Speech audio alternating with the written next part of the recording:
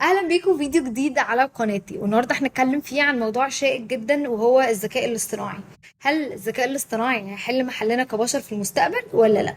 التكنولوجيا بتتطور بشكل كبير جدا في مجال الذكاء الاصطناعي، وده بيخلق سؤال كبير جدا عن الانسان عموما. هل الذكاء الاصطناعي هيكون بيستبدله في المجتمعات المستقبلية ولا لا؟ هنتكلم الفيديو ده عن الذكاء الاصطناعي ومدى قدرته على استبدال الانسان عموما، وفي النهاية هنعرف سوا ايه الحقيقة بناء على المعلومات والنتائج اللي احنا وصلناها في الفيديو ده.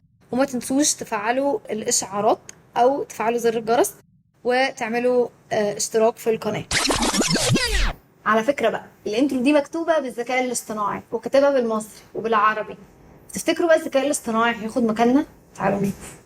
الذكاء الاصطناعي او الاي اي، ايلون ماسك منه لله هو ان شاء الله اصحابه وقعدوا يقولوا الذكاء الاصطناعي ومش الذكاء الاصطناعي، وان كل حاجه مش عارفه تتعمل عامله ازاي وكده. The reason I am the reason OpenAI exists. الموضوع يوتر، يخوف، يرعب جدا، لان اللي عاملين الاي اي نفسهم متوترين وخايفين. اللي عاملين الاي اي نفسهم قالوا ان لو ما طلعش رولز وريجوليشنز تحكم الموضوع ده هتخلي الدنيا كلها بعدين عالم مريب. That we cause significant, we, the field, the technology, the industry, cause significant harm to the world. I think if this technology goes wrong, it can go quite wrong, and we want to be vocal about that. We want to work with the government to prevent that from happening, but we try to be very clear-eyed about what the downside case is and the work that we have to do to mitigate that. لان انا هقول لكم في الفيديو ده عن شويه حاجات من وجهه نظري للاي اي او الذكاء الاصطناعي ازاي هيأثر على حياتنا قدام. هل دي حاجه جارانتيد او هل دي حاجه احنا مضمونه عارفين ايه اللي هيحصل فيها قدام؟ لا، لان شركه زي شركه اوبن اي اي او تشات جي بي تي شركه موجوده من 2015. الطفره اللي حصلت دي ابتدت تبان وتظهر من اول شهر 10 2022، واحنا النهارده في 2023. تشات جي بي تي والاي اي بقى موجود في حياتنا بشكل ملحوظ جدا، خصوصا للاجيال الاصغر مننا. انا سن 97.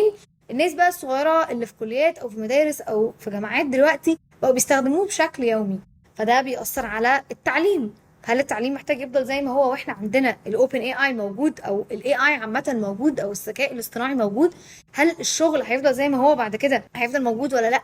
الانترو اللي اتكتبت في اليوتيوب دي مكتوبه من الذكاء الاصطناعي من غير ما اديله انفورميشن كتير، ومش مكتوبه بتشات جي بي تي، مكتوبه بنوشن اي اي.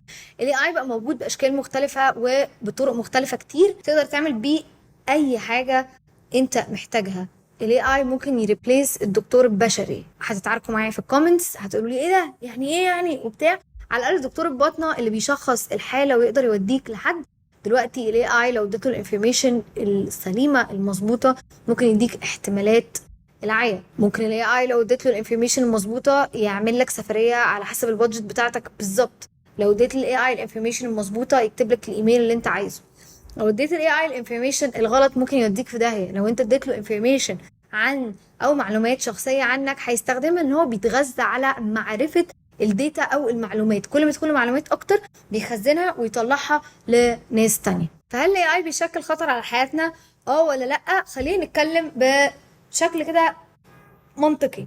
دلوقتي الاي اي بيريبليس حد يعمل لك سفريه، بيريبليس حد يكتب لك الحاجات عامه، اي حاجه، يكتب لك ريسيرش، يكتب لك محتوى، يكتب لك اي حاجه انت عايزها، ايميل، يكتب لك يساله سؤال يرد عليك عادي زيك زي جوجل. يعني تشات جي بي تي مثلا بيهدد جوجل عادي، اللي انت بتسال عليه وبيطلع لك منه اجابات. يقدر يعمل لك نوتريشن بلان، تقول له على صحتك وحياتك وروتينك وكده، ويعمل لك نوتريشن بلان مظبوطه تقدر تمشي عليه عشان روتين دايت. يريبليس او يعمل لك الاديت بتاع الفيديوهات، يقدر يساعدك في تصوير الفيديوهات.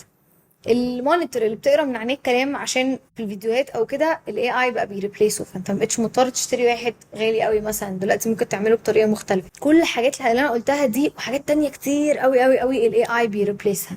فهل الاي اي بيشكل خطر؟ بيشكل خطر على كمان الناس اللي في حاجات شغل زي الهندسه، اللي هو مثلا كونستراكشن. انت ممكن تديله معطيات معينه ويطلع لك حاجه. انتيريور ديزايننج ممكن تقول له الشقه ونور منين ومش عارفه ايه وبتاع ومقاساتها وحاجتك. فكلنا كده هنشتغل داتا انتري في الاخر ولا كلنا ايه اللي هيحصل؟ حاسه ان دكتور السنان هو الوحيد اللي في الاخر هو والجراح، عشان ده ما اعتقدش يعني روبوت هيجي يعمل لي اسناني. ممكن، هو نوز، بس الحاجات الخدمات اللي فيها بيع لبرودكتس معينه زي الكاميرات، زي الكتب، زي الحاجات دي كلها الاي اي بقى ممكن يكتب كتاب. بس البرودكتس اللي بتتباع او حد بيعمل حاجه خدمه زي الجراح او زي مثلا دكتور السنان، لحد دلوقتي الاي اي ممكن ما ياخدش مكانها. بس انا بقى وجهه نظري في الموضوع ده ايه؟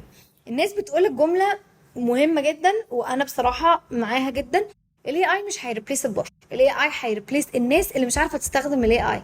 طب ايه اللي هيحصل لما الناس كلها تعرف تستخدم الاي اي؟ ما الناس كلها ما كانتش تعرف تستخدم فيسبوك، كانتش تعرف تستخدم تيك توك، كانتش تعرف تستخدم جوجل مابس، كانتش تعرف تستخدم اي حاجه من حاجات التكنولوجيا دي. طب الناس كلها لما تعرف تستخدم الاي اي، مين هيبقى بيشتغل بعد كده؟ فهيحصل حاجه اسمها خلل في الايكو سيستم عموما. الايكو سيستم بتاع حياتنا ان في ناس بتشتغل فبتقبض فلوس عشان مقابل خدمه بتقدمها لحد، والناس دي لما بتقبض فلوس بتدفع لخدمات تانية زي السفر، زي العلاج، زي كل الحاجات دي. ففي ناس كتير قوي مش هتكون بتقبض فلوس، فساعتها ناس مش تقدر تكون بتافورد بعض الخدمات، فالعالم هيفضل هو اصلا في ريسيشن او في تضخم او في انفليشن.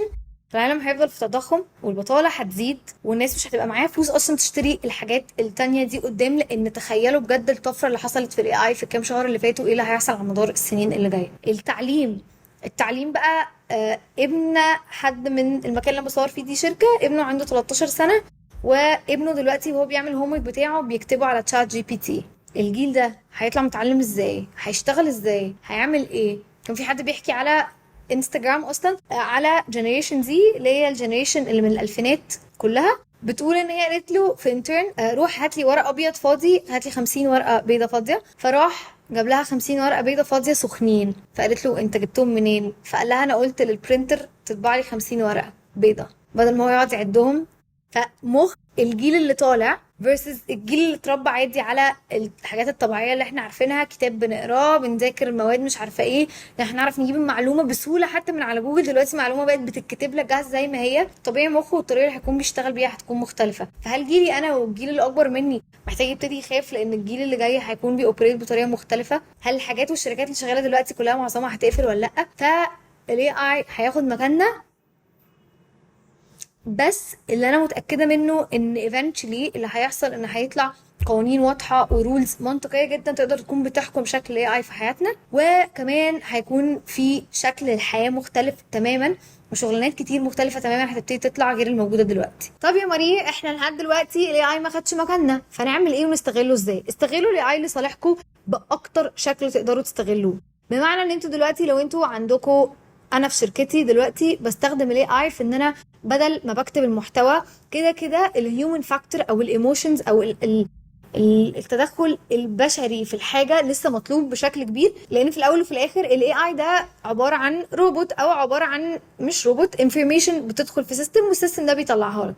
فالذكاء الاصطناعي مهما اتعلم قبل ما يوصل لمرحله الذكاء الاصطناعي في المشاعر مش هيوصل لها زي الانسان. فاحنا في الشركه بنحاول نستخدمه في ان احنا نطلع منه اللي احنا نقدر نطلعه ونقدر على اساسه نكون بنستخدمه في شغلنا بشكل يومي. بنشوف ازاي نقدر نطلع المحتوى للعملاء وناخده نعرف نظبطه اكتر لحد ما يبقى دي الحاجه اللي العملاء عايزاها.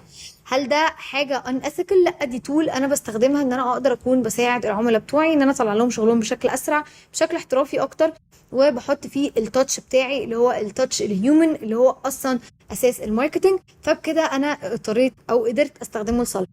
السنتين الجايين لحد ما كل العملاء يعرفوا يستخدموه ساعتها مش هيبقوا محتاجين يمكن كونتنت كريترز، هنقفل بقى الشركه. فانا شايفه وجهه نظري من دلوقتي انه استغلوه اسوء استغلال لحد ما هو اللي يبتدي يكون بياخد مكاننا او يبتدي يكون بيسرح ناس كتير قوي من شغلها. ابتدوا استغلوه صح، وادوا الانفورميشن مظبوطه، ادوا الانفورميشن بالطريقه اللي انتوا شايفين ان هي هتساعدكم تاخدوا انفورميشن.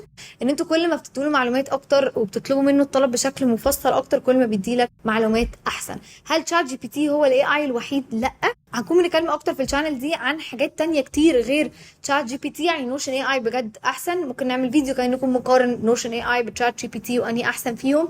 فستي تيوند، ودي كانت اخر حاجه في حلقتي النهارده. ما تنسوش تعملوا سبسكرايب وتفعلوا الجرس عشان لما الحلقات دي كلها تنزل ما تفوتكوش، وقولوا لي رايكم في الكومنت هل الذكاء الاصطناعي هياخد مكاننا ولا لا.